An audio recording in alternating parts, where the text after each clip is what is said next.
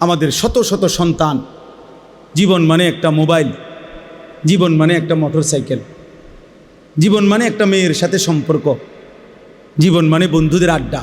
আহা, তার বাবা কে, মা কে, বংশ কি, তার আল্লাহ কে, তার নবী কে, তার দিন কি, ধর্ম কি, কিচ্ছুর খবর নেই।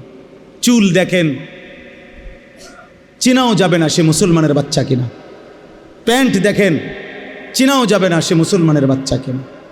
পেশাব করার সিস্টেম দেখেন, সারাদিনে একবারও কদ্দুর টয়লেট পেপার ব্যবহার করে নাই, বুঝাও যাবে না এ মুসলমানের সন্তান কিনা। নাফাক, অপবিত্র শরীর,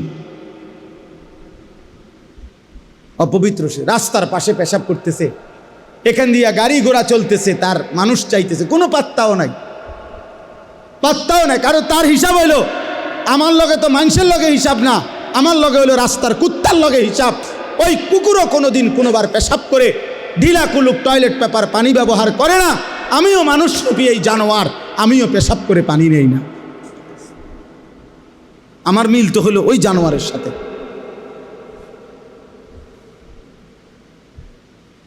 আমি মানুষের দিকে চাইয়া লাভ কি?